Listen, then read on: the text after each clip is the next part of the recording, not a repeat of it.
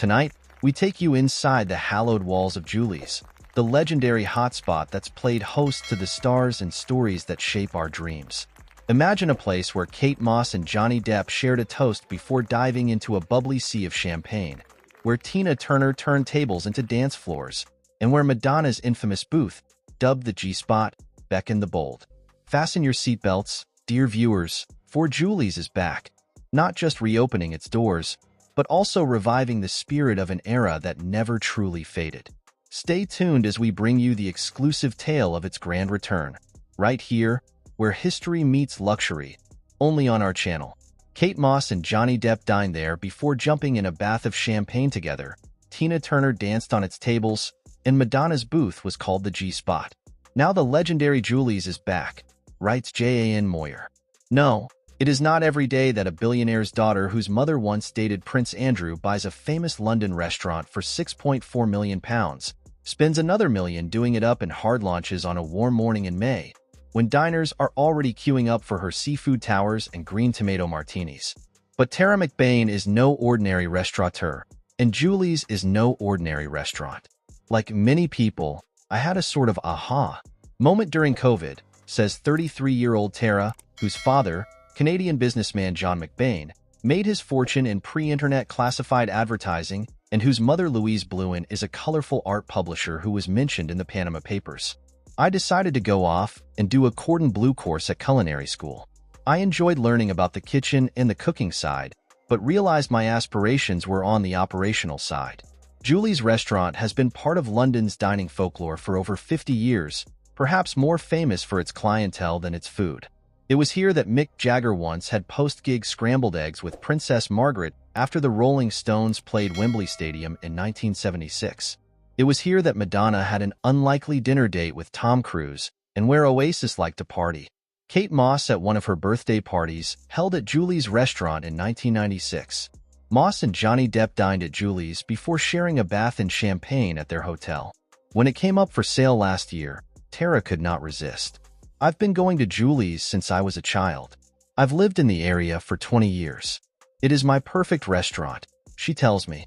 For her £6.4 million, Tara got the freehold of the building along with the restaurant, the dining terrace outside, and a 3-bedroom maisonette upstairs.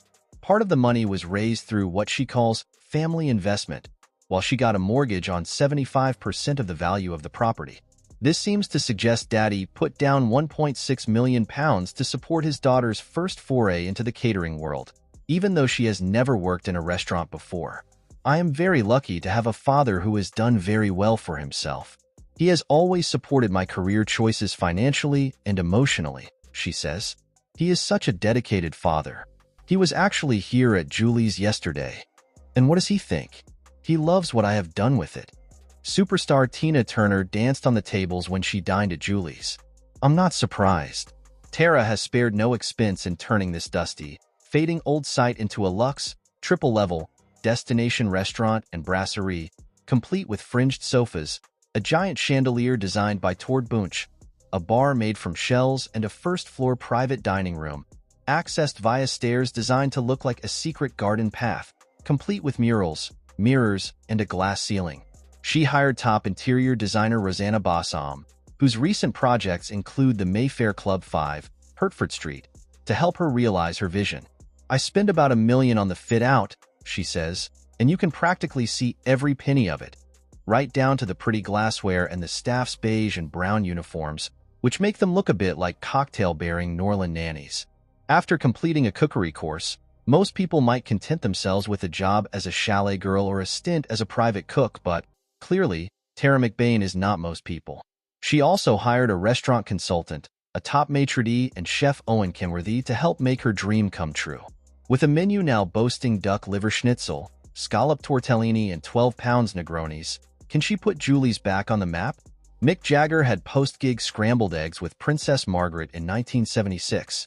From the day it first opened in West London back in November 1969, Julie's was a smash hit. With its French menu and candlelit tables, it became a celebrity magnet, an amuse-bouche of boho louche. Situated on a leafy corner between Notting Hill and Holland Park, it had pink velvet sofas, a rambling interior, and intimate little corners, perfect for trysting. It was opened by Julie Hodges, a Biba designer who begged owners John and Kathy Herring to let her turn the former builder's yard into a restaurant. She decorated with a passion, sourcing from Totter's carts and second-hand shops, inventing the distinctive Moorish bohemian colonial Gothic aesthetic that became Julie's trademark. "You don't have to be a pools winner to eat at Julie's, but it would help," was the verdict of one early restaurant review from 1971. "Reckon on £20 for two for a 3-course meal and a bottle of house wine." Those were the days. Everybody went to Julie's, from royalty to Raquel Welch. Peter Sellers loved it so much he tried to buy it. Martin Amis wrote about it.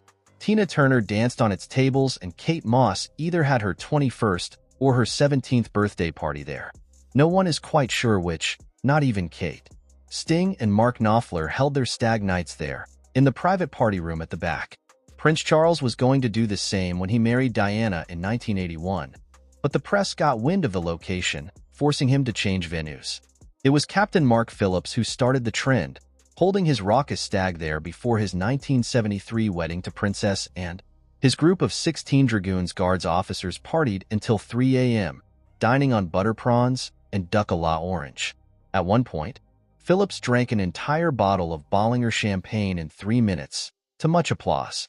"I can't remember too much about it," he said later, when asked how he had enjoyed the evening. Julie's always was the kind of restaurant where things happened.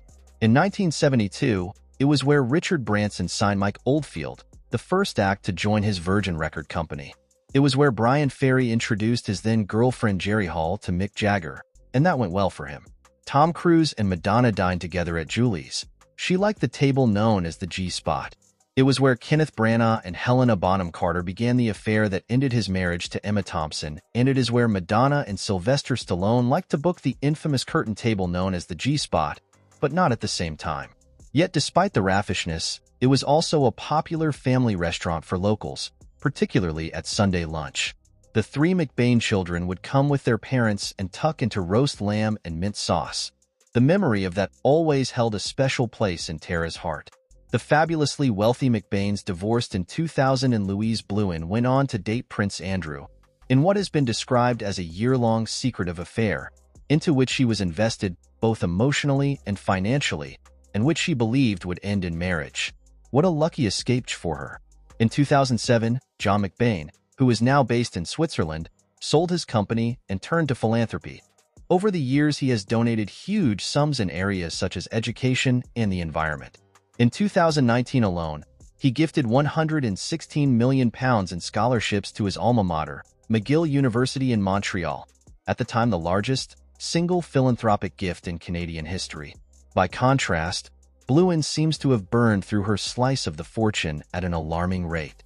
She recently had to sell her 19-bedroom oceanfront estate in the Hamptons, where she once toasted marshmallows by moonlight with Prince Andrew, as part of a fire sale in a New York bankruptcy court. Thanks for watching, guys. Leave your thoughts in the comments section below, and please do not forget to hit the subscribe button and turn on notification bells.